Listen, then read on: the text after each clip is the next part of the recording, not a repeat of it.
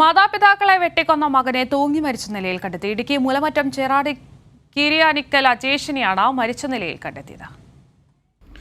ഇടുക്കി മൂലമറ്റം ചേറാടിയിൽ മാതാപിതാക്കളായ കുമാരനെയും തങ്കമ്മയെയും കൊലപ്പെടുത്തിയ മകൻ അജേഷ് ആത്മഹത്യ ചെയ്തു.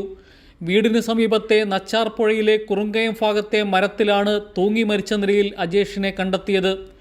കുമളിയിൽ ഭാര്യ വീട്ടിലായിരുന്ന അജേഷ് ഏതാനും ദിവസം മുമ്പാണ് വീട്ടിലെത്തിയത്. മരിച്ച കുമാരൻ്റെ സഹോദരങ്ങൾ അയൽവക്കത്ത് തന്നെയാണ് താമസിക്കുന്നത്. ആരെയും വീടിന് പുറത്തു കാണാത്തതിനെ തുടർന്ന് സഹോദരങ്ങൾ നടത്തിയ അന്വേഷണത്തിലാണ് വെട്ടേറ്റു കിടക്കുന്ന കുമാരനെയും തങ്കമ്മയെയും ഇന്നലെ കണ്ടെത്തിയത്. പിതാവ് കുമാരൻ സംഭവസ്ഥലത്ത് തന്നെ മരിച്ചിരുന്നു.